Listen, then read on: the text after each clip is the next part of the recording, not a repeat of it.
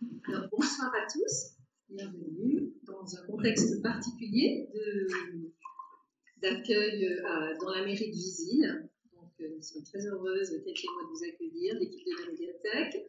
Je profite immédiatement, avant d'oublier, de vous proposer d'éteindre vos téléphones portables de manière à ce que ça ne nuise pas à la qualité de l'image et du son. Cette rencontre va être filmée, elle est donc en direct et vous pourrez poser quelques questions plutôt vers la fin de la séance. On essaiera de respecter l'horaire, de finir à 18h30 de manière à ce que vous puissiez partir, rentrer avant le couvre-feu. Cette rencontre sera également diffusée, rediffusée sur le site, sur la chaîne qui permet la diffusion ce soir. Donc, il y a le lien sur le site de la médiathèque de Visil. Et cette rencontre s'inscrit dans le cadre du Printemps du Livre, de la 19e édition du Printemps du Livre de Grenoble. Donc, je remercie aussi infiniment l'équipe du Printemps de nous accompagner dans cette rencontre littéraire. Et on a donc la chance, en plus, d'avoir en vrai, pour une rencontre, Angélique Villeneuve, autrice, et Fanette Ardino, qui sera la médiatrice littéraire, que je remercie infiniment d'avoir accepté de venir jusqu'à nous. Et puis, je vais remercier aussi l'atelier d'écriture, le Café des lecteurs, pour votre présence, pour votre travail qui nous accompagne tout au long de l'année. Et donc, on aura aussi des extraits de lecture à voix haute, quelques minutes, avant ensuite de céder la parole à Angélique et Fanette. Je remercie aussi la mairie de Visil et voilà, et puis chaque internaute qui est là, ici, maintenant, présent pour nous regarder. Voilà, merci beaucoup. Et je propose donc à Régine, Isabelle et Pierrette de venir s'installer pour une lecture.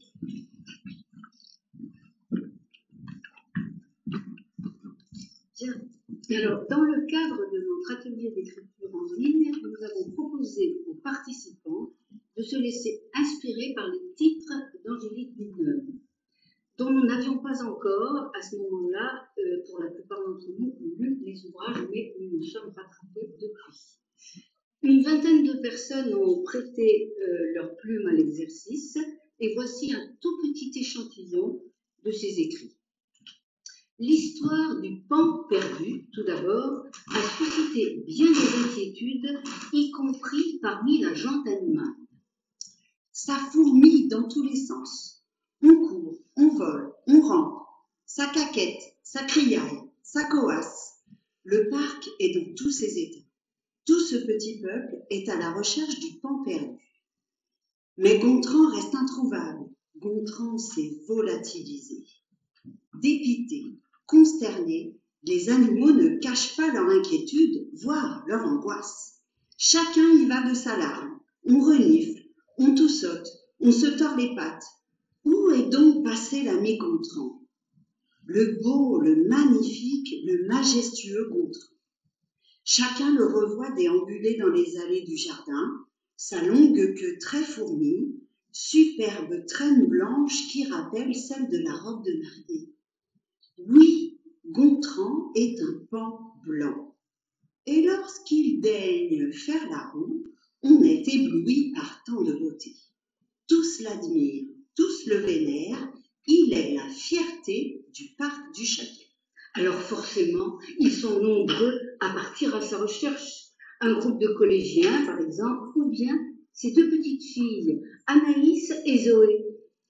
Anaïs et Zoé se pressaient sur le chemin quand tout à coup déboula Jojo Lapin, qu'elle connaissait pour l'avoir une fois sauvé des chasseurs. « Jojo !» s'écrièrent les deux fillettes, « nous avons besoin de ton aide. Nous sommes à la recherche du pan qui a disparu. Aurais-tu observé quelque chose, toi qui trottes sur un grand territoire ?» « Par les poils de ma moustache !» s'exclama Jojo Lapin, qui s'assit sur son arrière-train, oreilles dressées pour mieux réfléchir. « C'est une disparition inquiétante. Mais attendez voir, ça y est, je me rappelle. Sur le chemin qui mène à la maison de Citronnette, J'ai repéré de drôles de traces de pattes sur le sol. Et je suis sûre que ce n'était pas celle d'un renard ou d'un chien. Et en effet, il est là, Léon, bien vivant et resplendissant de toutes ses plumes colorées. Il était tout simplement venu aider Citronnette à préparer un festin auquel vous êtes évidemment toutes et tous invités. Il est plutôt sympa, en général, le paon. Mais il lui arrive parfois de se montrer un peu snob. Par exemple, le jour où Madame Mouette se retrouve complètement égarée suite à un atterrissage malencontreux dans les herbes folles d'une prairie plutôt sèche. L'endroit n'avait rien de bucolique. On n'y trouvait que des mouches bourdonnantes et dégoûtantes. Et pour Madame Mouette, qui se régalait d'ordinaire de moules et de vers de sable, eh bien, ce soir, ce serait Ceinture. Tandis qu'elle se laissait gagner par le bourdon, elle entendit « Léon, Léon !» Peut-être le début d'une solution, une sortie de route, un abandon de la pampa.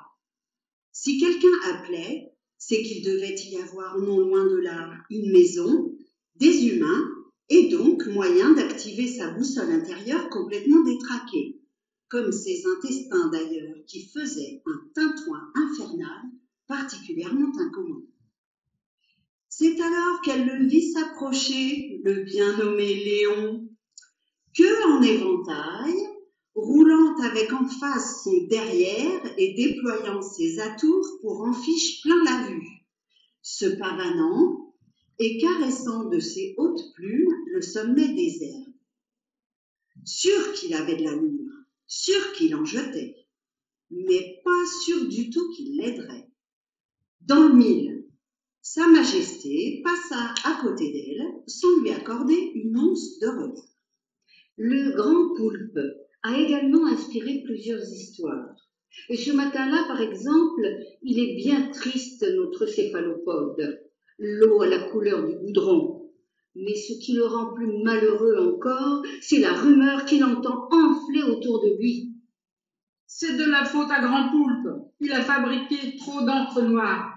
Il n'a pas su contenir son sépia qui s'est répandu sur tout le littoral. Comment était-il possible que l'on propage une infamie pareille? Lui qui était serviable comme tout. Le mois dernier, il était même parti à la recherche du paon perdu et avait permis de le localiser sur des rochers inhospitaliers. Il avait fait fuir les cormorans qui le prenaient à partie. Quelle injustice! Il ne comprenait ni la situation, ni l'attitude de ses congénères.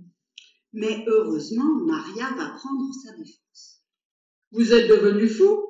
Ouvrez les yeux et surtout, sentez. Ce n'est pas l'odeur chaude de l'encre qui se dégage, mais celle du mazout. Nous sommes face à une marée noire. Et les responsables, ce sont les hommes, des armateurs qui font naviguer des navires en mauvais état pour engranger toujours plus de profit. Alors, ce n'est pas le moment de colporter des ragots, ni de se lamenter. Il faut nous unir pour nettoyer au plus vite ce désastre.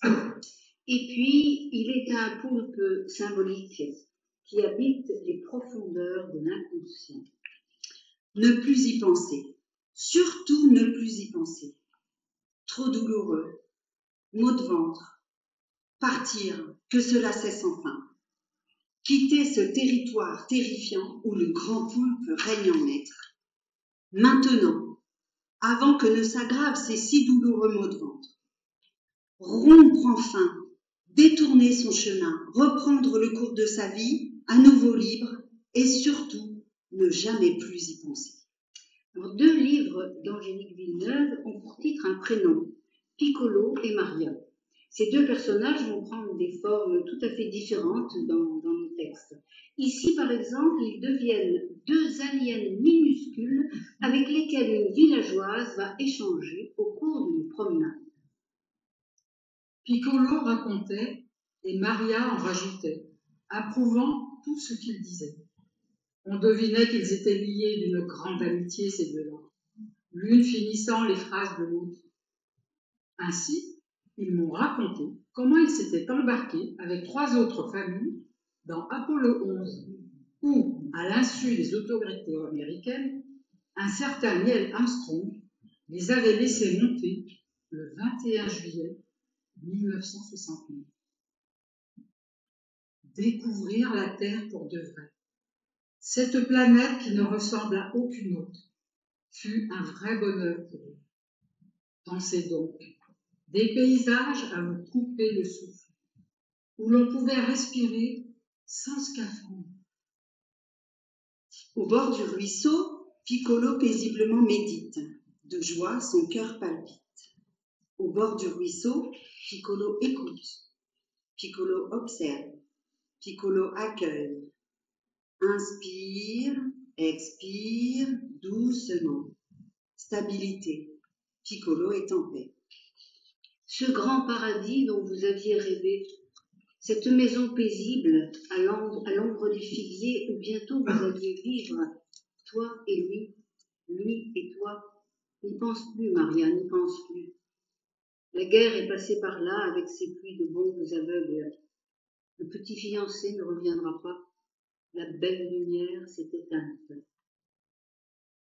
Maria, Marie, longue chevelure flamboyante, rire, fou rire, voyages imprévus, inorganisés, couches sauvages sur lit d'herbes folles, nuit froide comme nuit de septembre. Sans toi, ni roi, souviens-toi.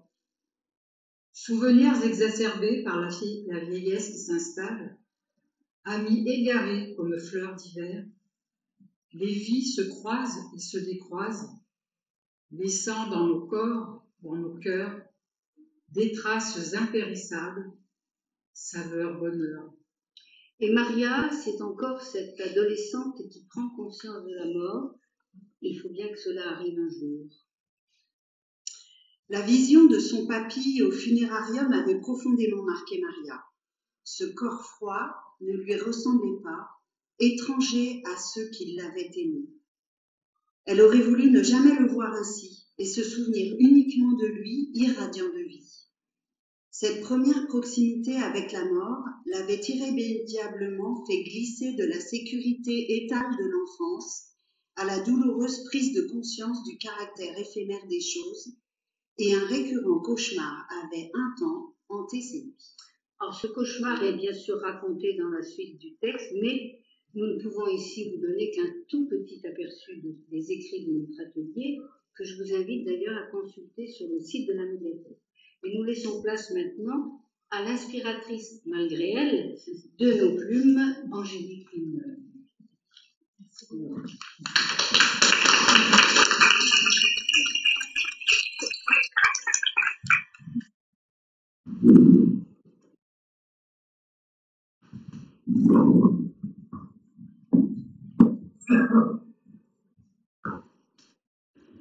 drôle tout ce que vous avez dit, ça part dans toutes sortes de contrées que je n'avais pas imaginées, mais en fait il y a vraiment un sens là-dedans, c'est que tout lecteur qui lit un livre part là où je n'avais pas imaginé qu'il allait aller, et c'est ça qui est formidable, c'est que je pense que le lecteur il écrit 20% au moins du livre, donc voilà, merci d'être reparti dans les contrées que je n'avais pas imaginées. Et de les avoir reliés entre elles, comme ça, c'était vraiment chouette à entendre. Merci. Moi, je voudrais rebondir parce que je trouve que c'est très intéressant de mettre le doigt sur la puissance évocatrice des titres. Parce que voilà, les titres, il y en a qui nous paraissent un peu curieux de temps en temps, mais il y a toujours, on se fait une idée du livre déjà à partir du titre. Et donc, c'est vrai que je trouve ça très, très intéressant parce qu'en même temps, vous disiez que vous n'avez pas lu tous les livres, mais il y avait quand même des choses qui se recoupaient. Enfin, oui. Pour le peu que je. Oui, il y avait des petits échos, je me disais, tiens, ça, oui.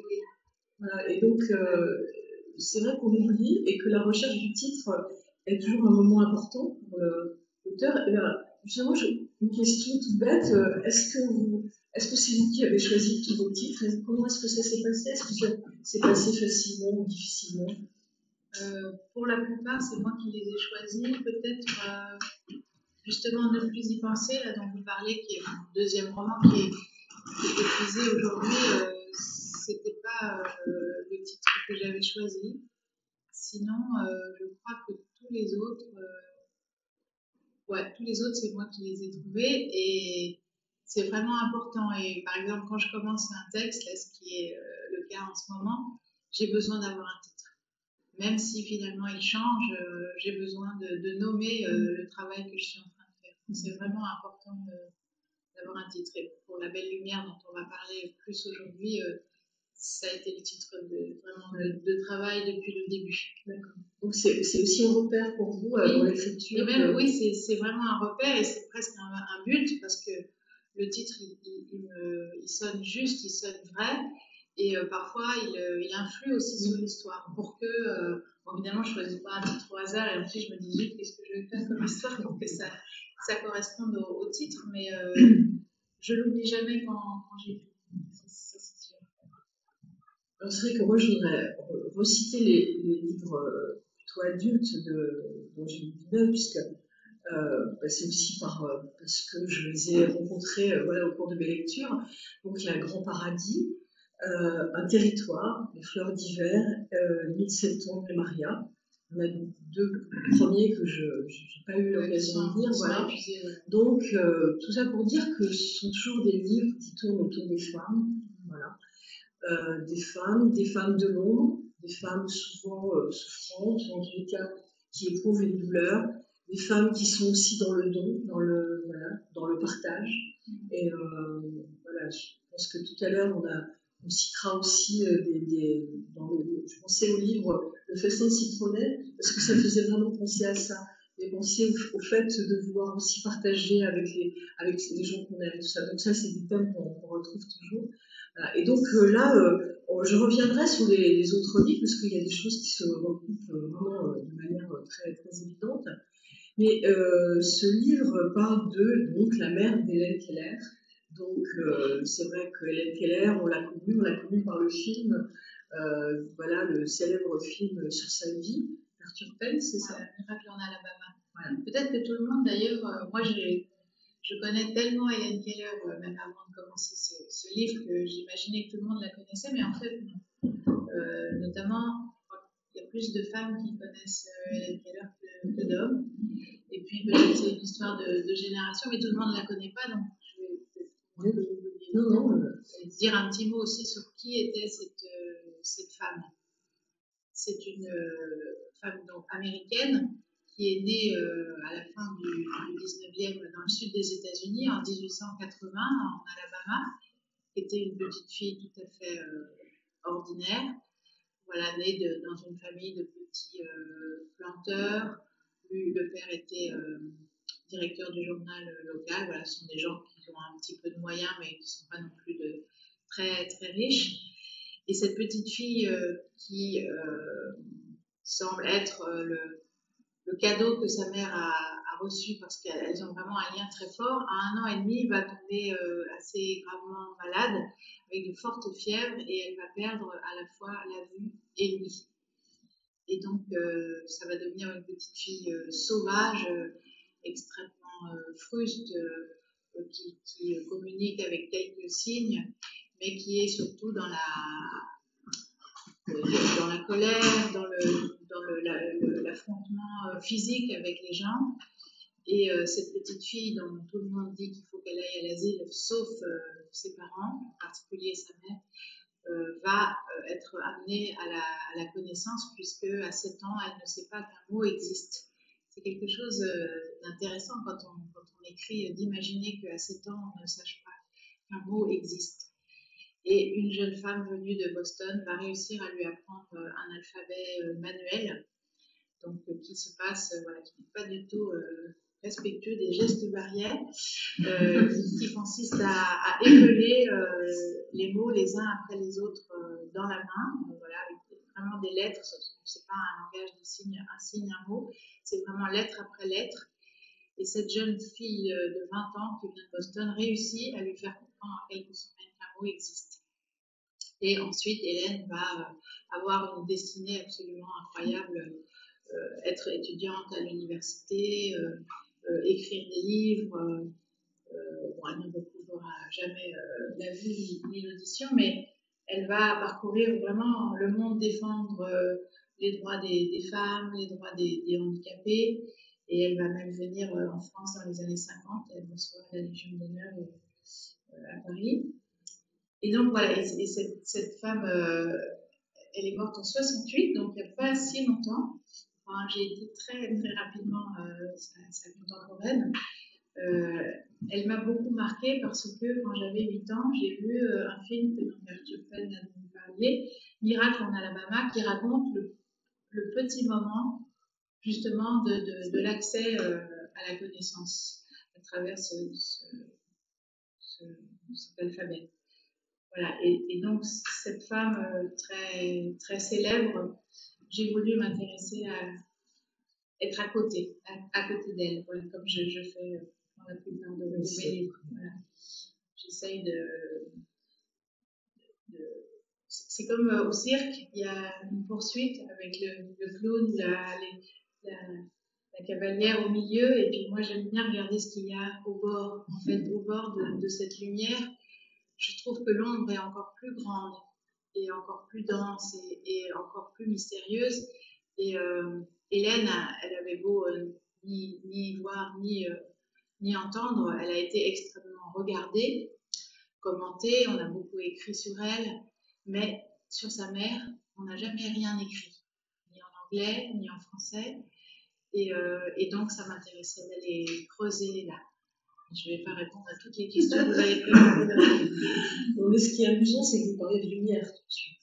Comme si vraiment, voilà, c'était en même temps ce qui vous attire et en même temps ce qui, voilà, c'est ça qui est.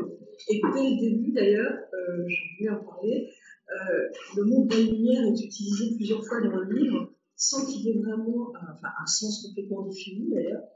Alors, au tout début, c'est vrai que la mère et la fille se promènent et que voilà, la mère regarde voilà, le paysage qui est très important pour elle et elle évoque cette belle lumière que jamais sa fille ne pourra jamais en profiter, elle ne pourra pas la voir et tout ça. Et il y a plusieurs fois, il y a au moins 3 fois dans le livre où il est question de la belle lumière. Et c'est vrai que c'est intriguant, enfin, c'est ce qui donne un petit peu d'ailleurs un certain suspense au livre, je dirais, puisque voilà, on se dit, mais quel est exactement, vers quoi l'auteur ou l'autrice veut aller. Donc cette femme, tout de suite, la question toute bête, c'est cette femme Kate. Donc vous dites qu'il n'y a pas eu beaucoup de choses écrites autour d'elle. Donc comment est-ce que vous avez pu procéder déjà pour faire ce livre-là? Alors, ça a été une année en fait entière de recherche.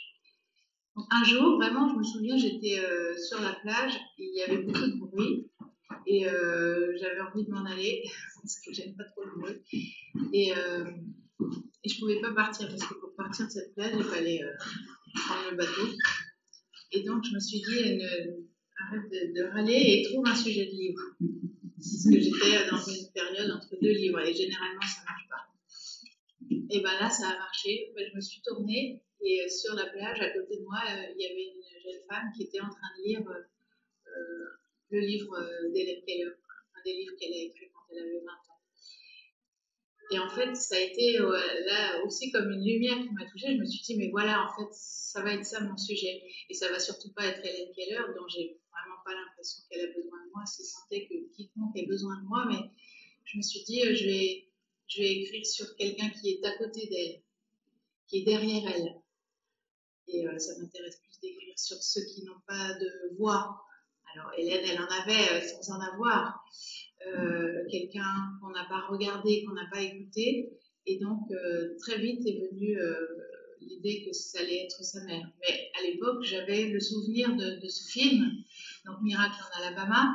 J'avais le souvenir de ce livre Hélène Keller, Sourde et aveugle et muette, quelque chose comme ça, que j'avais lu enfant.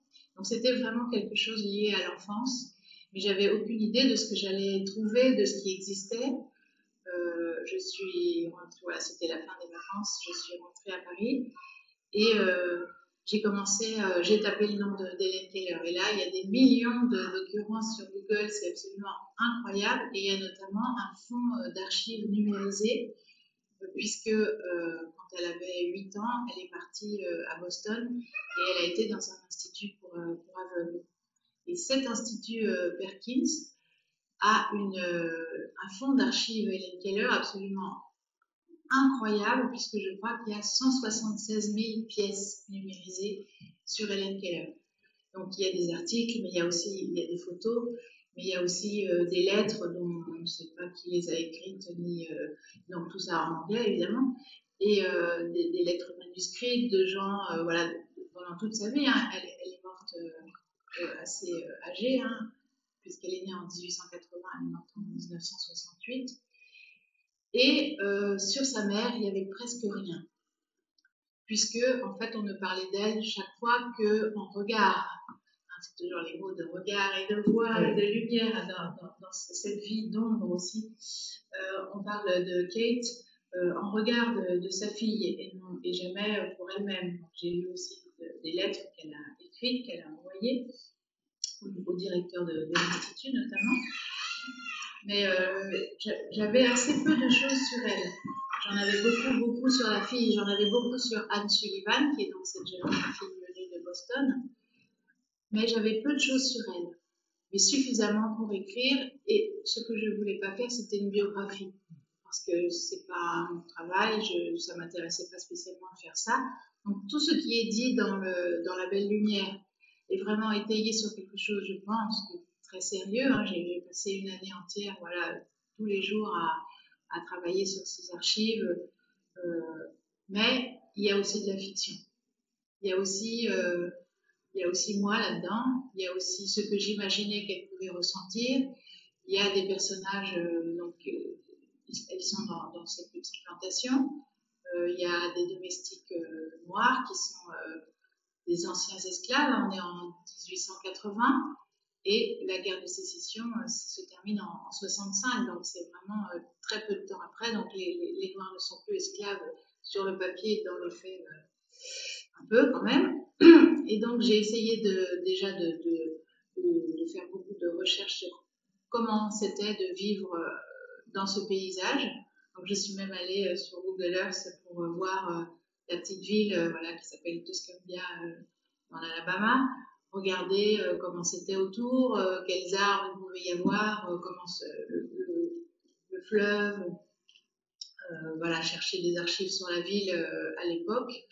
La situation des Noirs, puisque dans tous les livres sur Helen Keller ou qu'elle a écrit, tout ça n'est absolument jamais évoqué, comme si les tensions raciales n'étaient pas présentes, alors qu'on découvre dans des archives, dans des articles de journaux, que pendant toutes ces années où elle est encore chez ses parents, eh bien, des Noirs sont lynchés, brûlés, pendus dans la ville à côté. Donc tout ça, forcément, est important et fait partie du corps du livre.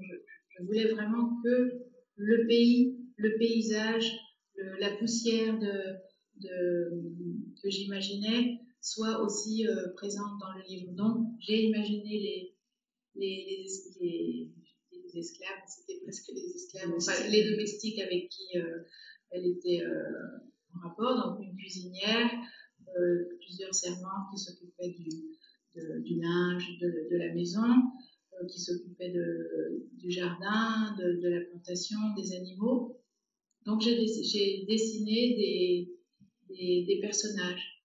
Et puis dans le livre d'Helen Keller, elle parle tout le temps d'une petite fille qui avait 2 ou 3 ans de plus qu'elle quand elle était petite, et après sûrement. Et cette petite fille, elle l'appelle Martha Washington, comme la femme de Washington. Et je cherchais donc dans les recensements pour essayer de trouver. Donc j'adore chercher dans les recensements, des trucs incroyables. Et jamais je l'ai trouvé. Ça m'énervait. Je me dis, mais comment, peut-être qu'elle ne s'appelait pas comme ça. Et puis, dans une lettre que Hélène écrit à sa sœur en 1927, elle lui dit, bien sûr, Martha Washington, elle n'existe pas. Mais elle représente toutes les petites filles qu'il y avait. Je me suis dit, elle aussi, elle a fait de la fiction dans son livre, alors j'ai le droit aussi d'en faire moi. Voilà, il fallait malgré tout rester juste, essayer d'être respectueux aussi pour les gens qui travaillaient là. et comment on va faire parler un homme, voilà, un domestique noir de l'époque. Comment on va faire ça? C'est compliqué parce qu'on ne va pas écrire, comme on dit, du petit nègre. Il faut trouver une langue et puis respecter les gens. Pour moi, c'est vraiment important. Ça a été aussi important de respecter Kate, de ne pas essayer d'imaginer des choses qui étaient, qui pouvaient être blessantes pour moi. Les personnages sont tellement vivants pour moi que c'était important de garder le respect pour tous ces gens qui aient existé ou qui n'aient pas existé. Et donc voilà, j'ai fait des recherches sur ça, j'ai regardé comment on faisait la cuisine à l'époque, comment on nettoie sa maison, comment sont les matelas, comment on se chauffe, puisqu'il fait chaud l'été, il fait très chaud, mais l'hiver moins. J'ai fait même des recettes de l'époque dans un livre où il y a des recettes données par une dame qui habitait dans cette petite ville. Donc j'ai essayé aussi de trouver ma place. C'est important quand on écrit de trouver sa place. Pourquoi j'écrivais sur ça? J'ai adoré l'histoire d'Hélène Keller quand j'étais enfant. Ce film m'a beaucoup bouleversée, touchée. Cette petite fille très sauvage, peut-être parce que moi j'étais un peu une petite fille grimpant dans les arbres et traînant dans les herbes. Donc peut-être que je me retrouvais un petit peu en elle. Mais aussi la connaissance et l'entrée dans les mots. Pour moi, ça a été quelque chose de évidemment très différent, mais l'entrée dans la lecture, pour moi, ça a été en maternelle quelque chose comme un monde nouveau. Donc voilà, il y avait des échos, mais ça suffisait pas. Il faut trouver une place, une légitimité pour écrire sur quelqu'un qui existait. Je l'ai jamais fait. C'est mon 8e livre, mais j'ai écrit sur des femmes totalement fictionnelles, parfois avec des contextes historiques. Voilà, la guerre de 14. Mais malgré tout, mes personnages pouvaient leur faire faire ce que je voulais. Ce n'était pas le cas là. Alors il fallait trouver ma place. Et ma place, ça a été peut-être ma place de mère. Qui a souffert de sa maternité, puisque j'ai perdu un fils. Et donc, voilà, j'en parle dans un autre livre qui s'appelle Nuit de septembre. Et je me suis dit peut-être que c'était un lien aussi que j'avais qui faisait que j'allais pouvoir comprendre ce qu'elle allait ressentir dans son corps. Puisque quand Hélène a 8 ans, elle part à Boston avec Anne Sullivan, et donc cette petite fille qui est quand même très petite et avec qui elle a un lien très fort, puisque son mari qui est plus âgé, c'est pas vraiment ça remplit pas vraiment sa vie. Cet enfant lui est arraché, même si elle revient pendant les vacances, c'est différent, mais il y a cet arrachement, il y a cette douleur, et je me suis dit que peut-être, c'est ce que j'ai dit dans la postface, peut-être que ça pouvait effacer les mères et les années et faire que j'avais le droit un petit peu de parler à sa place et de me glisser dans son corps. Je trouve que, pour rebondir sur ce que vous dites, que ce livre, et en même temps, on sent un travail d'enquête, c'est vrai, et qui est bien amené parce qu'on voit toutes les informations viennent les unes après les autres, comme ça, et on reconstitue même ce qui se passe entre Kate et sa mère, entre Kate et sa fille, jusqu'à son départ. Et en même temps, on voit bien que ça passe par le corps. C'est vraiment quelque chose de très important dès les premières pages, où il y a cette lourdeur du corps de cette mère qui est enceinte et qui est obligée pas obligée, mais qui veut suivre sa fille. Kate est enceinte de son suivant. Voilà. Et donc, oui, il y a cette lourdeur. Et puis, j'ai vraiment voulu commencer le livre par un moment un peu mystérieux, un peu intriguant et plein de corps et plein de sensations, puisque Hélène, elle vit par ses sensations, elle vit par le toucher, et donc je voulais vraiment que dans ce premier chapitre, on soit directement dans la terre, dans les couleurs, qu'elle ne voit pas, mais que Kate va devoir peut-être voir encore plus parce que sa fille ne peut pas le voir. Je sais que moi, souvent, quand je vois des belles choses, j'ai envie de les voir encore plus pour les donner à mon fils. Et donc, je me dis que peut-être c'était important que dès le début, il y ait des odeurs, il y ait des couleurs, il y ait des textures, il y ait des plantes. Voilà, au début, elle est dans la forêt, elles vont se promener jusqu'au fleuve et la petite se cache pour l'embêter, parce que c'est un peu un diable. Hein, et donc, Kate est là, elle est grosse de l'enfant suivant. Et qu'est-ce que c'est qu'être la mère de cette petite fille-là? Comment c'est? En fait, c'est ça qui m'intéresse aussi. Quand j'écris et quand j'essaie d'imaginer la langue qui va avec, c'est comment c'est? Comment on fait? Comment on fait quand on est la mère d'une petite fille comme ça? Comment on fait quand on a l'impression peut-être d'avoir fauté, puisque la petite tombe malade, mais peut-être que c'est de sa faute. Donc il y a toute une histoire aussi de culpabilité, de responsabilité. Et puis, Kate, elle est assez étonnante pour l'époque aussi parce que on peut imaginer qu'une petite fille voilà, qui griffe, qui donne des coups de pied et qui est sale, qui est dépenaillée, ben on va la mettre de côté. On va la mettre à l'asile ou on va la laisser dans un coin. Et jamais Kate ne la met de côté. C'est-à-dire que même elle impose que sa fille soit à table tous les jours, alors que c'est un enfer. C'est-à-dire que elle a épousé donc un homme qui a 20 ans de plus qu'elle et qui est un jeune, enfin qui est veuf.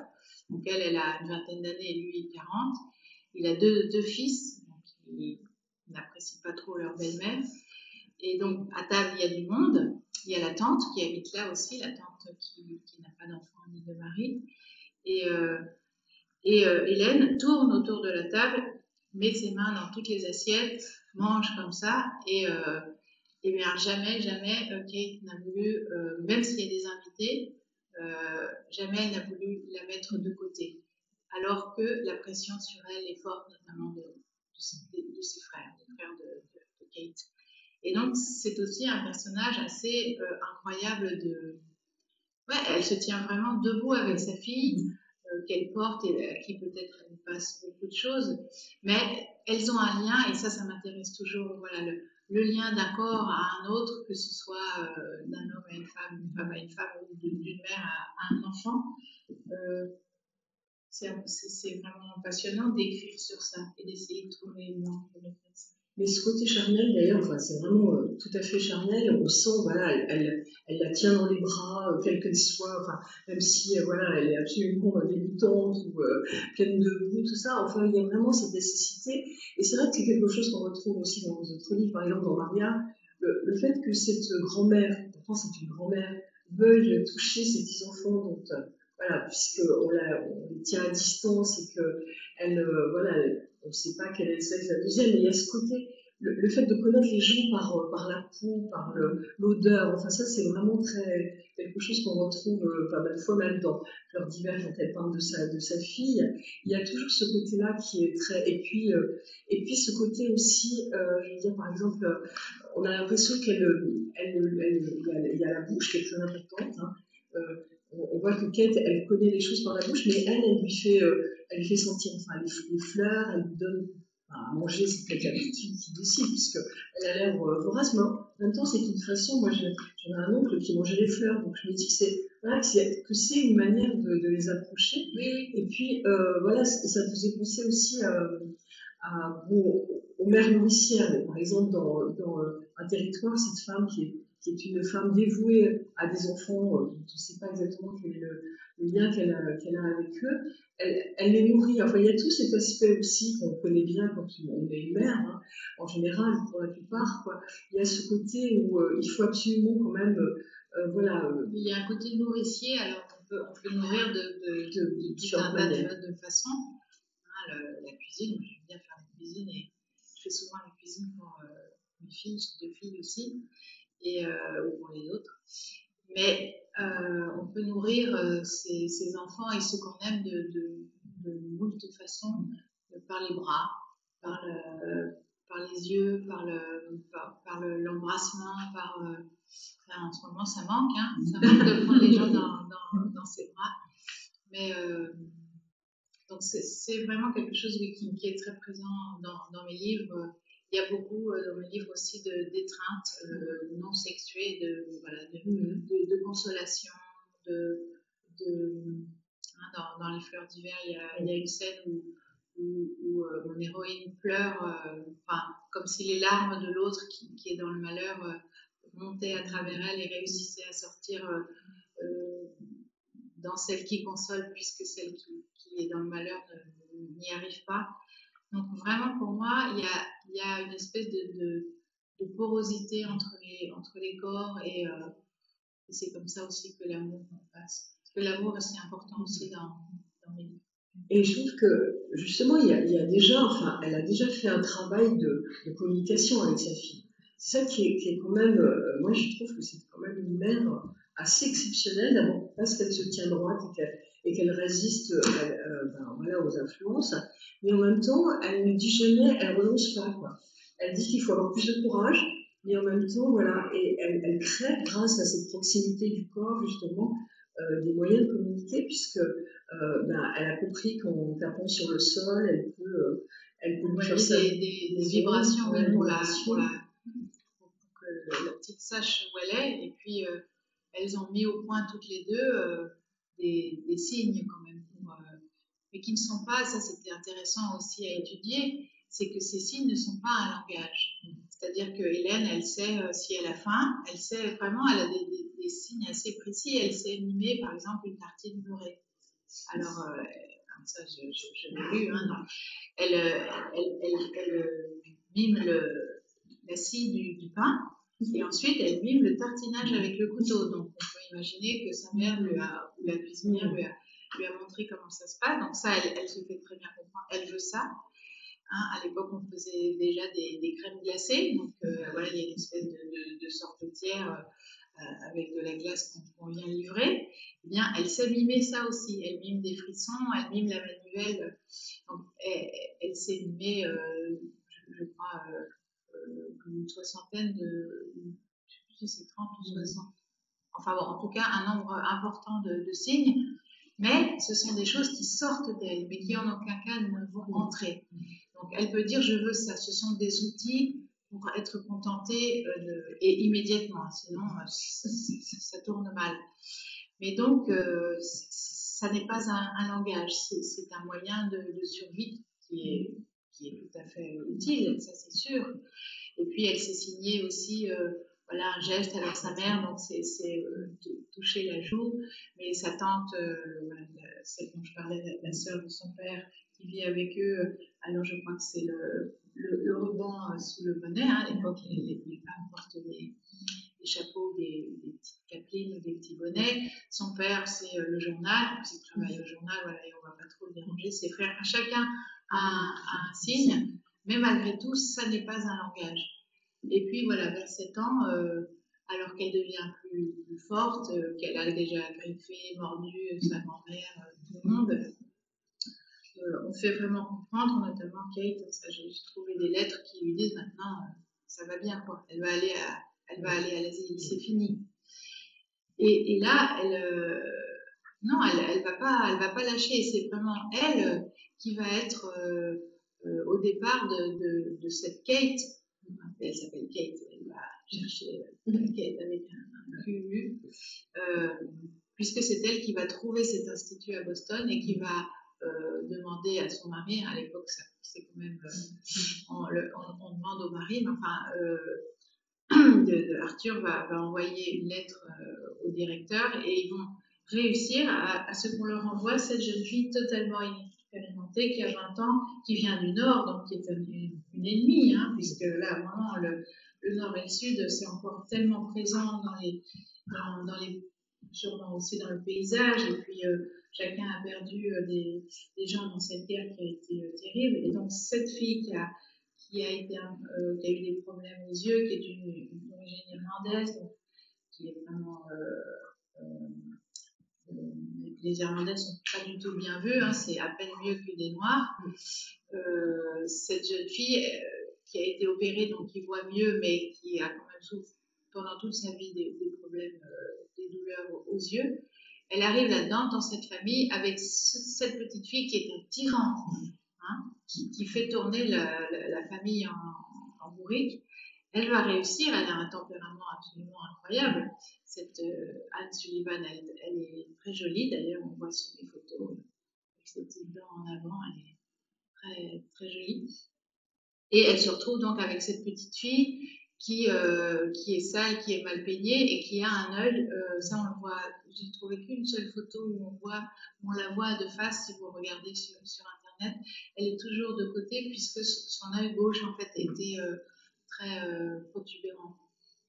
Eh bien, elle va réussir, voilà, en quelques semaines, par une obstination, par un caractère, une impertinence terrible. Je me suis aussi beaucoup amusée à lire ses souvenirs où elle dit que quand elle était en classe, d'abord elle a été dans un asile, elle, un peu de pauvre, puisqu'elle a perdu sa mère jeune et son père était alcoolique, je crois. Et donc elle est partie avec son petit frère qui avait des problèmes de santé dans un asile de bienfaisance pour les pauvres. Et elle voulait apprendre, mais elle ne savait pas. Et un jour, quelqu'un est venu visiter l'asile et elle s'est précipitée sur lui et elle a dit « Vous partirez pas tant que j'irai pas à l'école ». Donc, et une fois à l'école, ça m'avait amusé ça et j'ai essayé de le retranscrire aussi d'une autre façon dans le livre. Un professeur lui dit Miss Sullivan, quand est-ce que vous avez un cerveau exactement? Et elle a dit dès que je sors de votre classe. Et donc voilà, il y a une petite scène où j'ai essayé de retranscrire son insolence, et son insolence qui a été extrêmement utile à Hélène. Mais alors comment on fait? Voilà, encore, quand on est une mère d'une trentaine d'années avec cette petite fille, arrive cette jeune fille toute jeune qui va réussir à faire en un mois ce que vous n'avez pas réussi à faire. Comment on fait? Quel est le rapport entre la reconnaissance et puis la jalousie et puis le fait que Anne Sullivan lui dit bon bah maintenant arrêtez d'être dans mes pattes, non seulement arrêtez d'être dans mes pattes, mais je vais aller m'enfermer avec elle dans un petit cottage et vous n'aurez pas le droit de la voir. Comment on fait? Comment ça se passe? Ça c'était passionnant d'aller chercher. Mais pour moi, pour en venir aussi à Hélène, je trouve que dès les premières pages, vous traduisez bien cet enfermement de la fille. D'autant plus que elle n'est pas née aveugle et sourde et muette, donc on peut imaginer que voilà, elle a eu des sensations et que là il y a eu. Et je trouve ça vraiment c'est terriblement beau. Et bon, c'est vrai que c'est cette infirmité quoi, qui est là et qui l'a. On pourrait penser qu'elle pourrait être prostrée, mais elle, effectivement, voilà, ça bouillonne. Et c'est ça qui est très bien rendu. On sent quand même dès les premières pages que c'est quelqu'un d'extraordinaire. Oui. C'est vrai qu'il y a une force de vie. Et je crois que c'est vraiment ça que vous voyez, vous la décrivez courant partout, grimpant partout, effectivement, mettons le bazar pas possible. Mais moi, j'ai trouvé ça très, très admirable, quoi, ce bouillonnement. Elle a un élan de vie incroyable et en fait je pense que Kate elle était assez raide. Ouais. Hein, c'était quelqu'un qui ne s'est jamais plainte et pour qui vraiment la faute de goût la pire était de s'épancher, de se plaindre. Eh bien j'avais l'impression en lisant toutes ces archives et puis j'avais un peu envie aussi que sa fille aussi exubérante était sa part à elle de sauvagerie. Et c'était formidable aussi d'aller essayer d'imaginer ce que ça pouvait être. Donc c'est toujours cette histoire d'être peut-être à deux, de faire un seul corps. Voilà, donc il y avait la sauvagerie de la mère, elle pouvait s'exprimer par le biais de la fille. Et moi, ça faisait penser que par exemple, dans Grand Paradis, vous faites des recherches sur, l'héroïne fait des recherches sur les femmes qui ont été soignées par le professeur Charcot pour des problèmes on appelait d'hystérie à l'époque. Et c'est vrai que là, et qui se retrouvent justement dans une situation où elles étaient soumises, enfin, on les soumettait, quoi, d'une certaine manière, avec des traits, enfin, en tous les cas, une manière de les manipuler. Et je trouve que là, ça faisait cependant le pendant de cette jeune fille, cette jeune enfant pleine de vie qui poussait quand même. Et je trouve que le rôle de Kate, c'est ça, c'est d'avoir laissé pousser, quoi. C'est de ne pas l'avoir contrainte, enfin, moi, possible, enfin, comme elle pouvait d'ailleurs, et d'être toujours restée, voilà, en gros, lui faire confiance aussi. Oui, d'une certaine manière.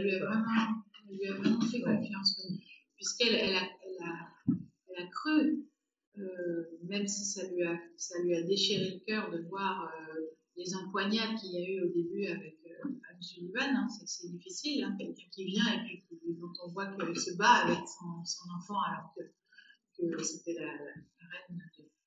Mais elle avait confiance sur le fait que tout ça, ça valait le coup et que ça allait donner quelque chose.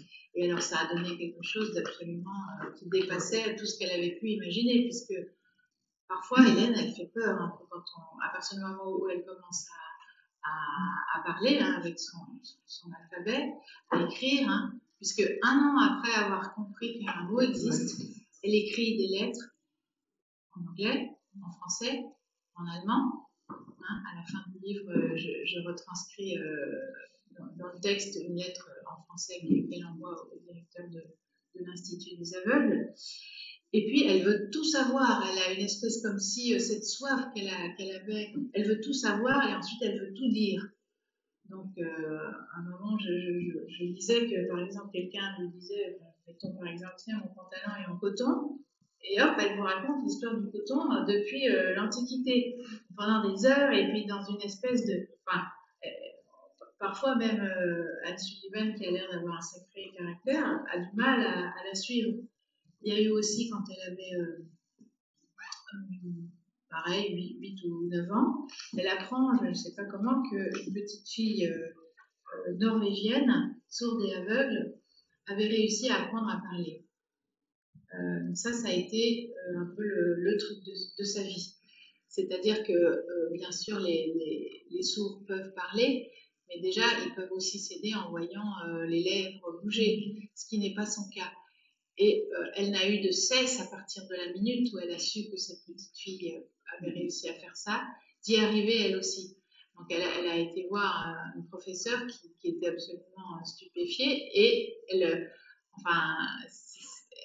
les abattait sous elle tellement elle voulait y arriver avec une sorte d'énergie. Quand elle est rentrée à l'Institut des aveugles, je crois que quand elle avait 9 ans, il y avait un petit garçon sourd et aveugle qui ne faisait pas partie du territoire dont dépendait l'Institut, d'ailleurs elle non plus, c'est pour ça que ça a été compliqué qu'elle y aille. Eh bien, il fallait des fonds pour que cet enfant vienne. À 9 ans, elle a écrit à tous les directeurs de journaux de Boston, qui était une ville vraiment très, très éclairée et qui était très aussi présente dans les œuvres de bienfaisance. Et toutes ces lettres sont toutes différentes. Elle a donné des thés, des thés très mondains pour que les gens donnent de l'argent pour ce petit garçon. Elle a organisé ça avec une sorte de foi, c'était presque une sainte aussi. Donc tout ça est assez effrayant. Une sainte, ça fait quand même un peu peur. Enfin, moi. Une sainte, un génie d'une certaine façon, avec une mémoire incroyable. Il y a aussi toute une histoire, j'en parle pas parce que ça vient après le livre, mais un jour, un journal, je crois qu'elle avait 92, donc elle avait une douzaine d'années, un petit journal lui demande d'écrire une histoire. Donc elle envoie quelque chose. Alors elle a un style, c'est vraiment super démodé, quoi. C'est extrêmement lyrique, alors c'est très cucu, mais bon, c'est très mignon. Et donc elle envoie une histoire sur le roi hiver, je sais pas quoi. Et en fait, donc cette histoire est publiée et il s'aperçoit qu'en fait c'est texto l'histoire écrite par quelqu'un d'autre. Et donc, ça a fait un scandale terrible qui est retombé d'ailleurs sur sa professeure, qui vraisemblablement, peut-être 3 ou 4 ans avant, lui avait lu, même si elle ne l'a jamais reconnu, mais je ne vois pas trop comment ça peut être autrement. Et donc, sans le vouloir, hein, puisque après, ça a été quelque chose qui l'a beaucoup humiliée aussi, et qu'elle a eu du mal à écrire de la fiction parce qu'elle se disait peut-être que c'est pas mon idée, mais c'est ma mémoire. Et donc, elle a vraiment écrit cette histoire vraiment avec des phrases recopiées d'une histoire qu'elle avait entendue, enfin, qui lui avait été signée 4 ans avant. Donc, c'est vraiment une hyper mémoire, une hyper volonté, et jamais elle a imaginé que le mal pouvait exister. Donc, si quelqu'un faisait quelque chose de mal, c'était parce qu'il n'avait pas fait attention. Voilà, donc comment on fait quand on est la mère d'une petite fille comme ça? Comment ça se passe? Comment ça se passe d'être une femme aussi à cette époque-là? Ça c'est aussi un grand sujet. Une femme qui va vivre à travers ses enfants, a priori. C'est Rose aussi, hein, elle aimait beaucoup ses roses, donc ça c'était vrai. Et en plus, moi j'adore aussi les fleurs, donc elle aimait ses enfants, les livres, notamment Balzac, elle savait des pages entières, donc elle avait quand même une bonne mémoire aussi, meilleure que la mienne, elle savait des pages de Balzac par cœur, les livres et les fleurs, et notamment les roses. Donc, comment on fait quand on est une femme dans le sud des États-Unis à cette époque-là? Je trouve qu'elle a eu quand même un aplomb, une volonté, une culture aussi, qui était assez étonnante et passionnante. Ce qui est intéressant et que je pense qui est vraiment de vous rajouter, c'est la notion du paysage. Puisque c'est vrai que donc, le livre commence par une promenade au bord du fleuve, mais il y a aussi tous les moments où elle va par exemple se promener dans un cimetière. Vous parlez de la lumière poussiéreuse du sud. Il y a beaucoup de choses comme ça qui font écho à d'autres livres qu'on a lus hein, sur ce sud-là. Moi, je pensais à Faulkner avec cette ambiance un peu poisseuse. Il y a vraiment, on vient de reconstituer cet univers-là, et puis aussi l'époque, puisque comme vous le disiez tout à l'heure, avec les domestiques qui sont dans la maison, mais aussi les événements qui se passent quand un homme est tiré de la prison, et puis les remarques racistes, enfin, en tous les cas, qui sont le lot de cette société de l'époque, puisqu'ils étaient encore complètement dedans, et qui ne pouvaient pas, par exemple, il y a une scène qui est assez intéressante, c'est celle où le frère de son mari parle de l'issue divine en disant mais d'abord une femme ne peut pas me tenir tête, et en plus de ça ce n'est qu'une Irlandaise et c'est une femme du Nord. Enfin, le mépris, l'arrogance des gens du Sud, tout ça on le retrouve au long de tout ce livre, et effectivement et puis en même temps une vie rurale. Voilà, c'est ça que j'ai trouvé très intéressant, parce que en même temps on sait que on parle son mari était plus vieux, mais je pense que c'était le lot de beaucoup de femmes de l'époque, hein, et que finalement on a l'impression quand même que malgré tout cet homme n'était pas le pire des pères, puisqu'il s'intéressait à sa fille alors qu'il aurait pu. Oui, voilà, il l'a défendu. Il l'a défendu alors qu'il avait des garçons à côté, et puis bon voilà, et cette vie rurale qui est faite de choses qui sont très importantes, enfin faire les repas, comme vous dites, mettre les mains dans la pâte, et là c'est vraiment même si elle a des domestiques, notamment une cuisinière avec qui j'ai vraiment imaginé, et c'était important pour moi d'imaginer un lien avec cette cuisinière, dans le livre d'Hélène Keller qui s'appelle Vinnie, V-I-N-E-Y, et donc je pense que c'était le diminutif de Virginia, donc pour moi elle l'appelle Virginia parce que d'abord c'est la patronne, et elle lui donne son vrai nom, et puis je trouve ça bien de lui donner son vrai nom. Et cette Virginia, elle est un personnage pour moi auquel je suis très attachée dans le livre. C'est quelqu'un, elles ont un rapport d'estime, ça c'est totalement, je l'ai totalement imaginé, je n'en sais rien. Elles ont un rapport d'estime qui est totalement non dit. C'est il y a une belle scène d'écrire sur le non dit. Voilà le moment où la deuxième, la petite sœur, puisque Hélène va avoir une petite sœur pas mal de temps après, Virginia vient dans la chambre alors que pas autorisée normalement à entrer dans la chambre de sa maîtresse, mais elle entre et Kate laisse faire et elle vérifie que le bébé va bien. Et il y a cette scène très silencieuse et enfin, que j'ai beaucoup aimé écrire et qui m'a beaucoup émue en fait, comme si elle donnait une espèce de bénédiction et que finalement Kate elle n'a personne à qui parler de sa souffrance. D'abord elle a beaucoup de mal à l'exprimer et la seule personne avec qui elle pourrait la dire c'est Virginia, mais on ne parle pas à ses domestiques de ça, mais elles en parlent sans mots. Et donc il y a des petits gestes et puis des choses que j'ai beaucoup aimé tisser entre elles.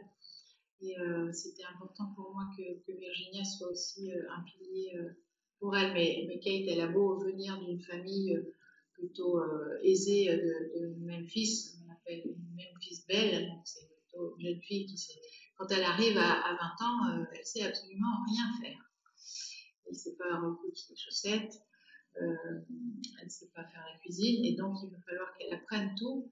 Mais après, elle fera vraiment tout, c'est-à-dire qu'elle fera son lard elle-même. Hein. J'ai étudié comment on fait son lard, mais elle fait la cuisine avec sa cuisinière, et elle est au jardin, et elle est vraiment levée de l'aube, et quand même elle lit Balzac. Et elle supporte dans tous les sens du terme sa fille. Donc c'est quand même une sacrée vie. Je trouve que ça valait le coup de s'attacher à elle. Et il y a un moment, pour revenir à cette scène avec Virginia, vous dites on ne peut pas parler parce que ce serait des mots de blanche. Et je trouve qu'avec tout ce qu'on entend maintenant, en tous les cas, sur les incapacités à se parler, ce petit. Elle dit qu'il faudrait inventer une langue de femme à femme et plus ni de maîtresse à domestique, ni de blanche à noire, mais juste une langue de femme à femme. Humaine à humaine. Voilà, mais et aussi, ça passe par le silence, ça passe par les lumières, ça passe par les odeurs et par les gestes, voilà, parce que Virginia, pendant que elle est très fatiguée, Kate vient d'accoucher dans le lit, elle ferme les yeux et en fait l'autre reste à côté, et quand elle part, elle s'aperçoit qu'elle lui a déposé un petit gâteau à côté, voilà, qui veut dire tout va bien. Et l'histoire aussi de cette nourrice, enfin cette vieille domestique de chez ses parents, Cora, qui est l'histoire de la poupée noire et blanche. C'est une très très belle histoire. Je trouve que ça aussi c'est quelque chose, enfin, je pense que vous avez complètement imaginé, mais de voir qu'il y avait un renvers, enfin, à la poupée qu'elle a eu tout le temps, et que finalement c'était la même poupée, c'était un être humain. Enfin, en fait, pour expliquer cette histoire de poupée, je suis allée voir une exposition à Paris avant de commencer à écrire sur des poupées américaines du 19e et des poupées très frustres, et ça m'intéresse. J'aime bien aussi tout ce qui parle du fil et du tissu. Et donc, il y avait des poupées en tissu qui étaient à moitié noires et à moitié blanches, c'est-à-dire deux têtes, donc entre les deux une jupe, et donc selon qu'on la renverse dans un sens ou dans un autre, elles sont noires ou blanches. Et donc j'ai imaginé et c'est très vraisemblable en tout cas, Kate a été élevée en partie par une domestique noire. Même j'ai trouvé même la liste des esclaves de son père. Donc, je sais que son père avait 34 esclaves dans l'Arkansas. Eh bien, j'ai imaginé donc cette femme qui pareil, était la seule aussi à l'écouter parce que ses parents avaient autre chose à faire, et puis qui n'avait pas la même langue que les Blancs, et qu'il fallait pas trop écouter leur langue parce que ça partait dans tous les sens, et elle trouvait que c'était une langue dont elle voyait les mots courir autour d'elle et qu'il écoutait, petite fille blanche. Et donc j'ai imaginé que c'était Cora qui lui avait fait cette poupée, et qu'elle la trimballait, et que jamais ses parents n'avaient vu que sous la jupe, il y avait une petite poupée noire. Et donc, on voit sur les poupées que j'ai vues, donc il y avait la poupée blanche qui sourit et la poupée noire qui pleure. Et donc, au cours du livre, elle va retrouver cette poupée, donc laisser remonter quelque chose qu'elle a du mal à exprimer, hein, c'est le sentiment et le merci pour cette femme. Voilà, donc c'est tous ces liens tissés qui sont des non-dits, et c'est intéressant d'écrire sur ce qui n'est pas dit. Il y a aussi beaucoup de compassion, quoi, parce que quand elle voit les Noirs, même les domestiques ou les gens de à côté, on sent que bon, voilà, elle n'est pas du tout dans l'attitude des autres. Ça peut-être c'est un peu moi aussi. Oui, mais bien sûr. Mais je n'ai pas lu vraiment de choses sur son avis par rapport au noir, par exemple. En revanche, j'ai vu que Arthur, son mari, aurait dit de toute façon, jamais je les ai considérés comme des êtres humains, donc ça m'a pas posé trop de problème d'être dur avec eux. Donc je ne sais pas exactement quelle était sa position, mais moi j'ai eu envie qu'elle soit plutôt de mon côté. Alors, il ne faut pas non plus être anachronique, donc elle ne prend pas vraiment parti, mais quand elle va en ville et qu'un type noir a été sorti de prison parce qu'il est accusé d'avoir agressé une femme blanche et qu'il a été brûlé, lynché, brûlé, ça la fait un peu réfléchir.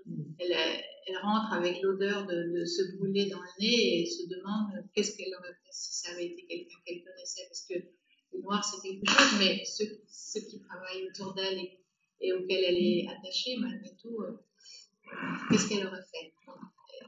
Je la mets dans un mouvement peut-être un peu moderne et peut-être qu'elle ressentait. En tout cas, c'est sûr, c'est qu'Hélène, elle s'est battue pour défendre. Et elle était aussi, je sais, elle était aussi pour le vote des femmes qui est arrivé beaucoup plus tôt et qu'elle a connu juste avant de mourir. Hein. Kate, elle est morte en 1921. Je ne sais pas de toute base, est-ce que vous avez des questions à poser? Est-ce que vous connaissiez Hélène Keller ou... Oui. Toutes ou... Vous aviez vu le film, vous avez lu parce que... Le film, moi, je l'ai vu en pièce, c'est une pièce de théâtre. Ah oui, une pièce de théâtre. Oui. Oui, c'est vrai. Je me demande même si Marguerite Duras n'a pas traduit une pièce qu'elle a vue. Et aujourd'hui, on peut visiter en Alabama la maison. C'est loin aussi. Comment? C'est loin. Oui, c'est ça. Je ne suis pas allée. Je ne suis jamais allée dans la région. Est-ce qu'éventuellement vous accepteriez de dire un petit morceau, alors, parce que le morceau de la découverte, parce que c'est voilà.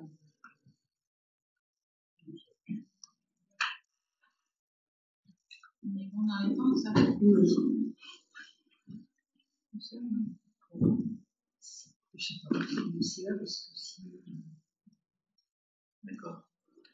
Donc je me suis demandé comment raconter la scène, peut-être vous vous en souvenez, hein, là qu'on voit dans le film et qui est extrêmement connue, la scène où Hélène va tout à coup comprendre, le déclic va se faire parce qu'elle a la main sous la pompe avec l'eau qui coule.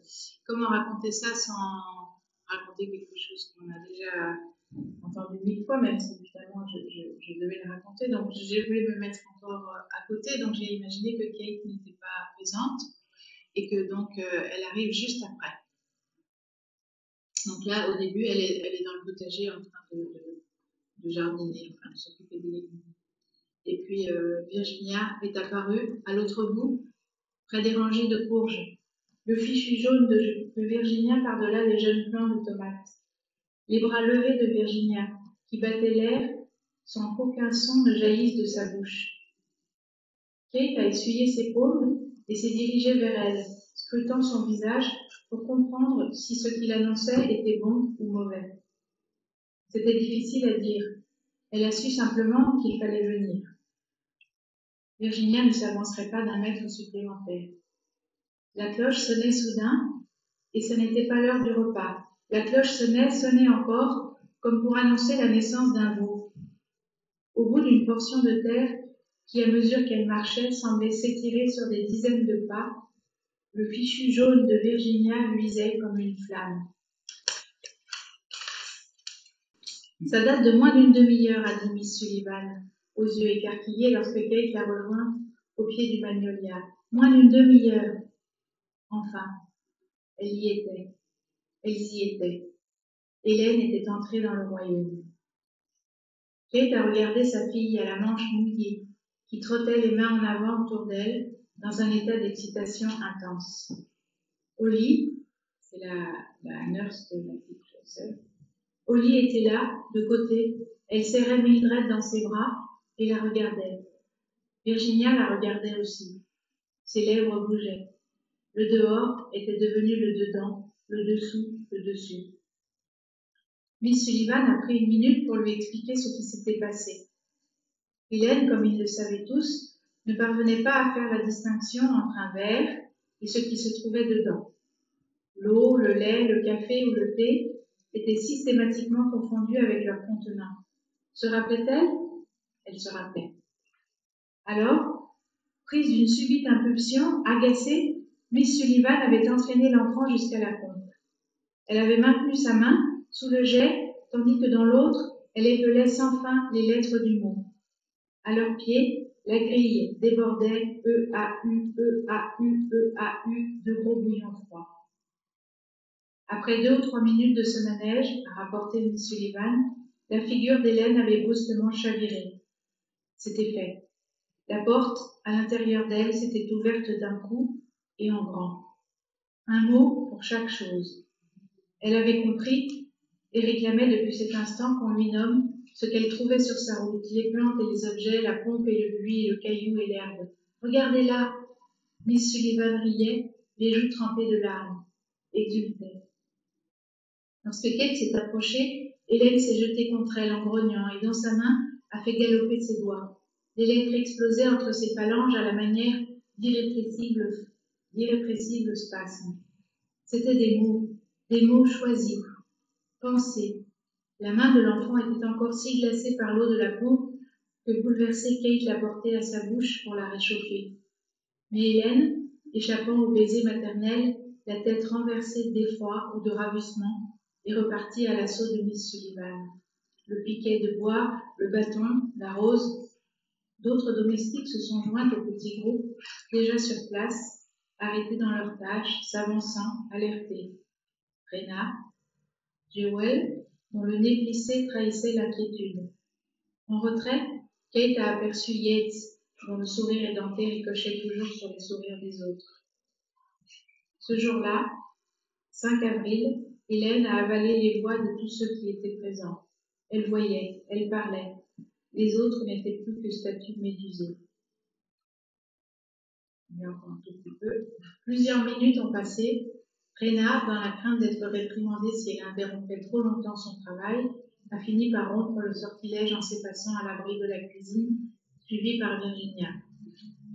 Yates a disparu à son pied. Hélène a quitté le chemin et, traversant les herbes, s'est avancée les bras tendus vers Jewel. Jewel, c'est la fille de Virginia qui s'appelait dans le livre Martha Washington. Je lui donne un nom de bijou. S'est avancée les bras tendus vers Jewel, prête à lui attraper la figure à pleine main, comme à son habitude. Miss Sullivan suivait de près et, interrompant son geste, a épelé son prénom pour présenter Jewel à son élève de la même manière qu'elle avait nommé sans relâche chacun des objets signalés. De là où elle se trouvait, Kate a cru reconnaître le J. Jewel, qui a reculé d'un pas, alors que dans sa paume, Hélène lui répétait le mot. Jewel. Une fois encore, Kate a reconnu le J jaillissant des doigts de sa fille.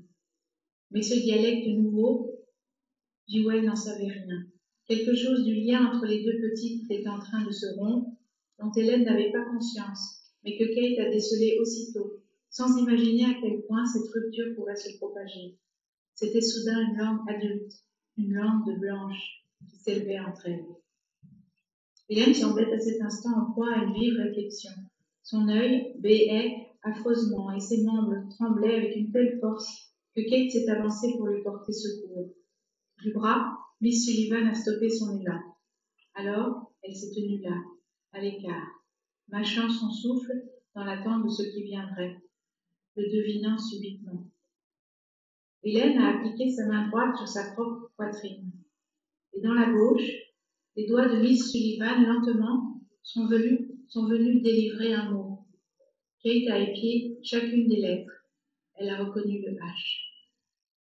Depuis, elle revit chaque seconde de ce moment-là et pleure sans bruit quand personne ne la voit, les yeux perdus, sans sanglots. Une émotion de joie et puis tout au fond, mal cachée, d'un regret. Au temps de sa naissance, elle n'avait pu nommer sa fille comme elle l'avait souhaité, pour la relier à sa propre lignée, puisque le capitaine avait négligé sa requête. Alors cette fois, elle aurait voulu, tant voulu, saisir la chance immense dont une autre, plus douée et plus têtue, s'était emparée cet après-midi-là. Il faut qu'elle trouve en elle une solution pour qu'Hélène puisse continuer à s'élancer. Il faut un geste maternel. Il faut qu'elle avance, qu'elle agisse pour qu'enfin, grâce à elle, sa fille soit nommée au monde. Comment on fait voilà. C'est pas elle qui la nomme. C'est un sacré truc, ça, quand même. Que ce soit quelqu'un d'autre qui nomme son enfant. Et en même temps, quelle merveille. Donc, c'était ce moment très ambivalent, très ambigu. C'était intéressant. Et puis, le moment voilà, le moment de la lumière qui vient. Ouais. Où on laisse l'enfant s'envoler. Oui. C'est un problème, voilà. effectivement, Voilà. pour tous les parents, mais c'est ça aussi, voilà, tout l'enjeu du livre, et je l'ai compris après avoir fini, et c'est souvent le cas, on prend souvent après avoir fini un livre de quoi on voulait parler, c'est de laisser partir. Être un parent, c'est accepter de laisser partir son enfance. C'est aussi un chemin que j'ai dû faire par rapport à mon fils s'est suicidé. C'est aimer un enfant qui a décidé de partir. Et c'est important, et c'est aussi ça, être une mère, et aimer mon fils qui a décidé de mourir, c'est aussi être une mère comme n'importe quelle autre mère. C'est une mère qui respecte le désir et la décision de son enfant de partir. C'est aussi une décision que Kate va devoir prendre, c'est-à-dire la laisser aller à Boston. Alors, c'est un autre départ, mais en tout cas, c'est aussi de ça dont je voulais parler, et dont je me suis aperçue après avoir fini, c'est que être un parent, c'est laisser partir. C'est pour qu'ils fassent leur vie, qu'ils s'envolent, leur vie ou pas leur vie, mais en tout cas, qu'ils fassent ce qu'ils ont décidé. Je crois qu'après ça, il n'y a plus rien à rajouter. Merci beaucoup en tout cas. Je peux vous dire à quel point ça fait du bien de voir des gens, de parler de son travail, parce que le livre est sorti en septembre, et au début il y avait plein de choses. Voilà, le livre a plutôt trouvé ses lecteurs, mais tout à coup on n'avait plus le droit, et c'est tellement bien de vous voir. Merci beaucoup. Merci. Merci. Est-ce qu'il y a la place pour une dernière question éventuellement? Oui, on s'arrête là. Quel sera le prochain livre? Il est en train de se mettre en place. J'ai même travaillé dans le train en venant, là, j'habite à Paris, et donc il est vraiment encore trop embryonnaire.